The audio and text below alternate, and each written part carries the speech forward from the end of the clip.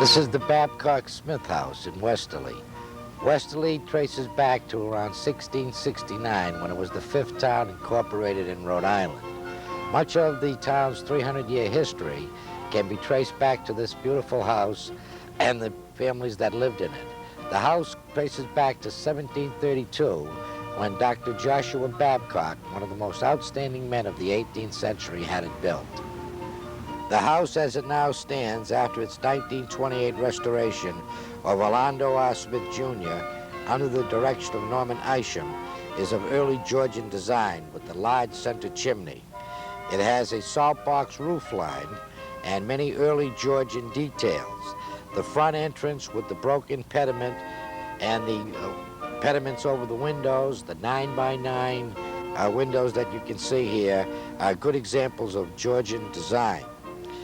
These brownstone steps and walk were trod upon by scores of famous Americans, including Benjamin Franklin, who came often to visit his good friend, the learned Dr. Babcock. Carriages came around this area, and guests were greeted here by servants and often by Joshua Babcock himself. Isaac Smith is the great-grandson of Orlando and the last of the family to live on the estate. He has consented today to be our host and share his knowledge of the house. Let's go inside and meet Mr. Smith. Mr. Smith. Good morning, Mr. Tomato. Welcome to the Babcock-Smith house. Won't you come into the keeping room? Thank you.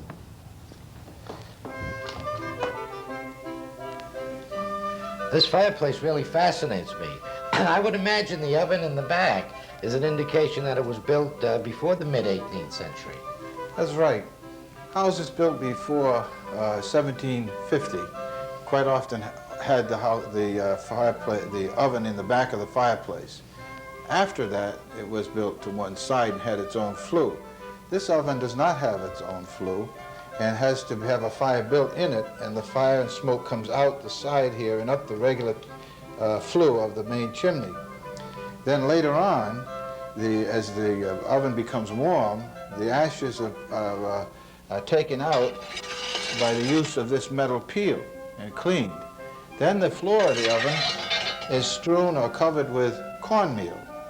And then on a wooden peel, similar to this, only made of wood, they would put the baked beans on the back of the oven, which took longer to bake, and the breads and so forth on the front side, and a wooden cover was put over the opening, and this would keep the heat in there to do the baking. So that was, and this wooden door would eventually burn and have to be replaced from time to time. Imagine it must have been pretty tricky with the long dresses that they had. I imagine it would be rather hazardous with all this fire. Quite often there was a fire even on the hearth below the spider here, just a few coals, which could be dangerous. And also there might be two fires across here where the trammels would hold the skillet. This would be one that would make johnny cakes that would retain the grease, and that one over there is one we might fry bacon on or other meats that the grease would fall into the fire. And the trammel could move back and forth on a summer beam up in here, a green beam, I guess they call it. And that way they would be able to position it over the fire as we needed. And across the cranes would move in and out as needed be. It would come out here to be stirred and then go back in over the fire. And so they had, and these were very heavy cast iron pots. And the pots that we're looking at would belong to a very affluent household. It would indicate, you know, there's an awful lot of work done. I also was curious about the brick. I'd heard that a lot of times they use brick as ballast in ships, and I wondered if that would indicate that, you know, that Westerly had a very active maritime trade in the 18th century. Well, I think they did have the trade in Westerly was very active. However, in our study of this particular house and this particular chimney, the bricks seem to be of an inferior quality as to that of European bricks. And that we think that these were probably made locally in Ashaway, where there was a kiln and clay available to make bricks. The whole chimney is made of these bricks. There is stone hearth and the stone back of this particular fireplace, but above is all brick, And even the exposed part of the chimney above the roof line is so porous that over the years it had to be stuccoed so that the water wouldn't get into the house. And so this indicates that this is not the best type of brick, but it's been here quite a while. I guess so. Yes. I wondered about these saddlebags. I think you said they belonged to Dr. Noyes. That's right. And wasn't Babcock a medical man, too? Would he have had bags of this same type? Well, I assume so. Dr. Noyes and his daughter lived in the house when the house was sold to the Smith family. And the house at that time was owned by Oliver Wells. And in the deed, it said that Dr. Noyes was to have life tenancy. And and he lived here until he passed away. And of course, we have a lot of his medical paraphernalia still in these bags. And this dates 1846. They're divided. The other one that's so old, the other one rotted off. Almost everything I've read about Joshua Babcock indicates that he was a close friend of Franklin. I know that Franklin, liked learned men and people that were, sympathetic with the various cause. And I understand that Babcock was very active in the Revolution. When the port of Boston was closed, I believe he donated $100 to the cause, which would be a considerable amount of money at that time. He is said to have no superior as a scholar, a learned man, a judge, and a legislator. I wondered if you care to comment more on that. Well, yes, he was. We have records of Franklin's visit here. We have some letters that he wrote to Dr. Babcock in the early days of the Revolutionary period. But at that time, Dr. Babcock and Franklin were good friends because in the colonial period, Franklin was the Postmaster General for the King of England. But as his sympathies changed, that situation, of course, didn't last, and then he became the first Postmaster General for the Continental Congress. And at that time, in the early days, he appointed Franklin to be the first postmaster here in Westerly. And then again, under the Continental arrangements, when he was the new postmaster, the first Postmaster General of the United States, Franklin again was appointed local postmaster. And in this house was the first post office in Westerly. The nearest one from here would have been in New London. Was this house located in an area which would make it convenient at that time? Yes, it was extremely convenient. And as we look back in history, and we're more and more aware of the locale being perfect, because the two centers of town, one being down at Massachusetts Cove and the other at Meeting House Bridge, where we crossed the Pawcatuck River into Hopkinton, were the two centers of town in the days when this house was built. And this house is about halfway between these two centers. And this was a constant traffic or constant route by this house, so it's a very ancient road that goes in front of the house. It ties these two communities together. So here was the mail, here was the post office, and here was the physician. And on top of this, he also had a country store here.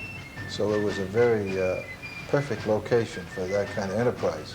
Of course, the Babcocks were among the earliest families that would have settled in here. I believe it was John and Mary Lawton Babcock that came with James Babcock, John's father. That's right. I left the relatively secure position in Portsmouth, rather, to settle down here and trade with the Indians.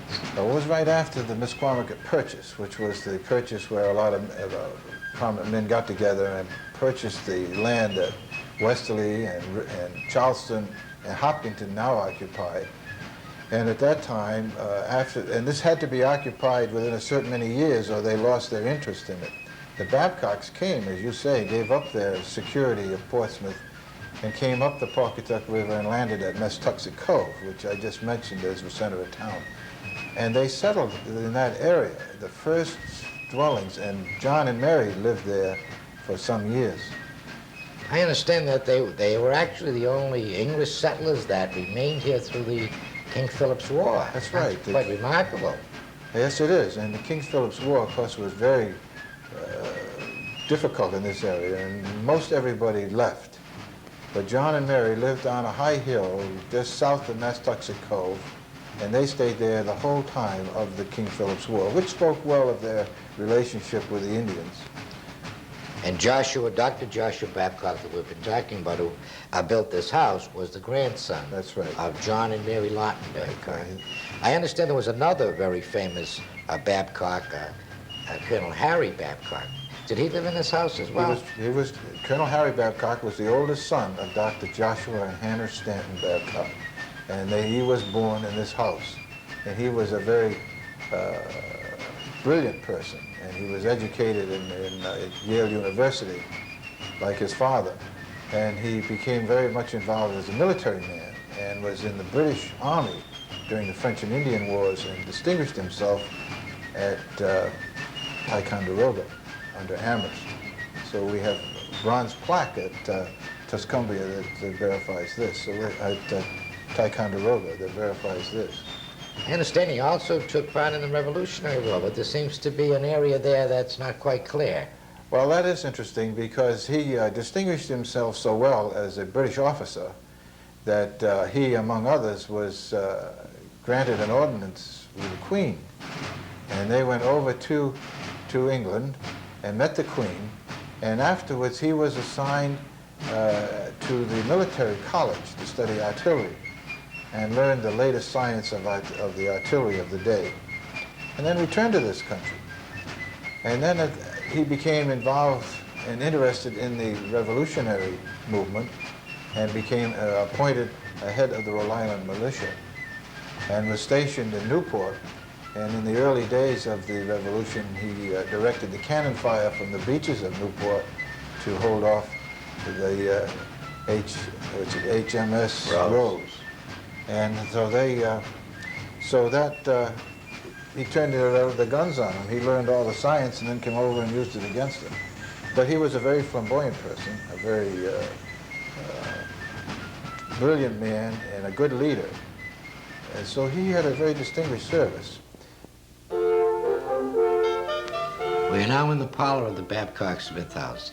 I would like to introduce Mrs. Frances Kelly, a docent at the house, who will show us some of the main features of this room. Mrs. Kelly. Thank you, Mr. D'Amato. This house has been described as a mansion, and one of the reasons that we classify it as a mansion is because of the ornate woodwork in this room and the paneling, especially this corner cupboard, which is patterned after some of the features in the early Newport houses. All this fancy pilasters and the shell are very reminiscent of the Newport type architecture, and we feel that Dr. Babcock probably copied or had someone from that area do this paneling. Also, each of the windows has a pilaster over it. It's a jut that comes out and accents the window. And we have the heavy shutters, which will close and open. And they close for both, to keep the cold out and for the privacy of the family. And you see how deep the walls are because of this feature. Now, also in this room, we have a lovely tea table, Queen Anne style, probably maybe an early Newport piece, we're not sure. And these banister back chairs, which are on loan to us, also are two of the nice features. The china, both on the tea table and in the china closet, a great deal of it is early Chinese export ware, which was brought back from China through the sailing ships. And China, each captain as he went took orders, and the Chinese would make the china to their pattern and their order, and then he would bring it back from China. So most of this has traveled a great distance. Would this room be pretty much the way it was when Dr. Babcock lived yes. here? All of this is original paneling, and the floorboards also are original and very wide, and what we consider illegal boards, because anything over 8 inches, any tree over 8 inches, the king saved for himself, for his ships, for the Navy. But This room has the wide floorboards, which you will find in many of the houses in this area. I'd like to call your attention to our staircase. This is a particularly fine example. They have groups of 3 balusters, which are, each of these turnings are different. Also, the sweep of the staircase and the newel post is exceedingly attractive. It has open carving here. This is a fine example, also reminiscent of the Newport type. The paneling on the wall follows the line of the baluster up and sweeps up to the 2nd story. This is particularly also another detail that's unusual with the fancy trim along the edge of the stairway. We've seen some of the features of the downstairs, including that beautiful stairway. We're now in the upstairs bedrooms. Yes, this room we call Julia's room. Now, Julia was a Smith, Julia Abbey Smith, and she was Orlando's youngest sister. In fact, she was the youngest child of the family. Her husband was, she married a sea captain, and then after his death, she returned to the house and spent the rest of her life here with her niece. But in Dr. Babcock's time, I don't know who perhaps used the room. However, we do have some lovely features here. The fireplace, these are original tiles, Delft tiles showing the biblical scenes. The paint in this room has been restored, and through scrapings, it's been determined that this was very likely the original color of the room. The painting over the mantel is an early painting of Westerly by Francis Hazard Stillman, about 1850. And it's a view of what we know as Stillmanville, and the Pawcatuck River is there, and also it's a very early shot of the town. The bedspread on the bed is early, that goes back to 18th century. It was done in what we call Deerfield embroidery. It has been survived to this point, and one of our docents very carefully traced all of these designs and duplicated them on curtains for the room. Most of these furnishings, as I said, are mid-18th century. Is there, if I missed anything in the room that you might be interested in, Don? No, I think that it speaks for itself. It is a beautiful room, and it certainly looks as if, you know, somebody just been here last night. Right.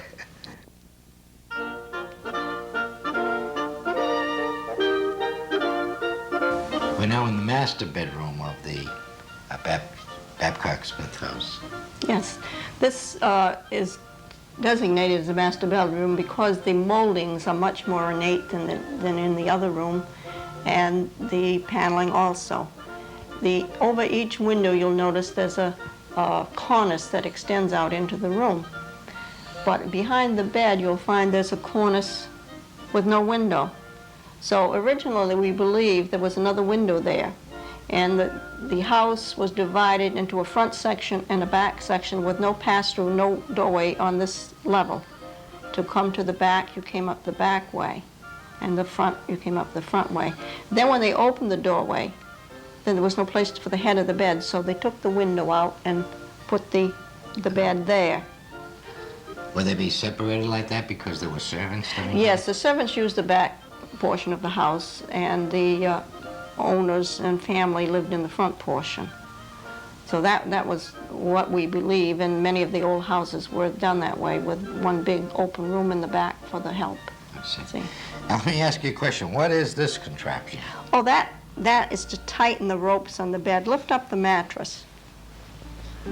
You'll see that is a rope bed, and this was used to tighten the ropes. They put it in and twisted it, and which would draw it up tight and hold it while they snagged it around the knob on the end.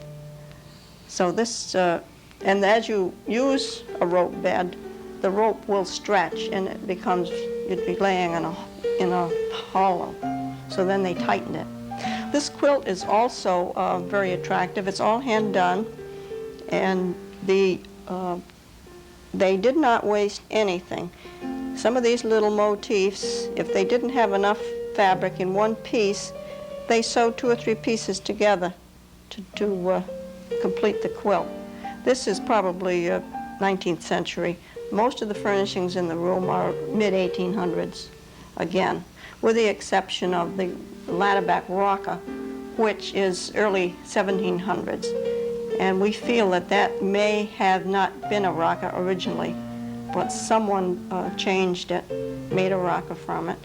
And it's very interesting because the front leg, the rocker is on the inside, and on the back leg, it's on the outside because of the contour of the chair. The spinning wheel there is a flax wheel. Flax, at one time in the early colonies, every homeowner had to have X number of acres of flax because between the flax and the wool, that was their basic fabric. You'll see that on the top of the wheel. It looks like hair, but that is flax ready to be spun. And then you'll see some linen thread there also. What they mean when they talk about flax and hair? That's where the term flax and hair came from. And if you touch it, it feels very much like hair. And it's very deceiving to, especially the children that come in. They think it's hair. What's the purpose of the closets on The closet, on the that side? they think perhaps was the only original closet in the house. This was Dr. Babcock's bedroom. In the closet, there is a false bottom, and underneath there is quite a large area of space where we feel he stored his valuables in times of trouble. The children also are fascinated by that because they think that they could get in there and hide, which is possible in a raid or something. They could have used it for that. But we feel that that's where he stored his valuables. Thank you. But you've seen a small part of the interior of the Babcock-Smith house, and we hope that you'll take advantage of the house that's situated here and come down and visit on occasion. I believe the house is open from May to October? Yes, May to October. It's open Sundays 2 to 5, and in July and August it is also open on Wednesday afternoon from 2 till 5. Thank you. Or if you have a large group that want to come down by special appointment, it will be open for you. Very good.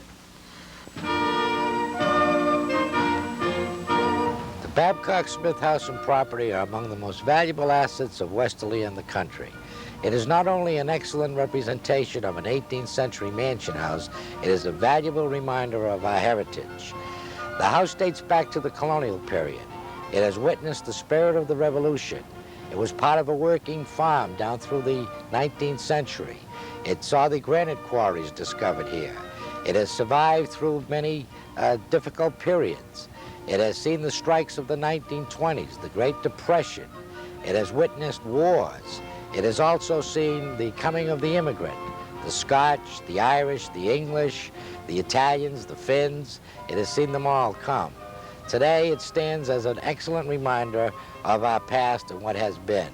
If we look at this house, we can remember the past and respect the past. If we respect the past, we'll certainly respect the future.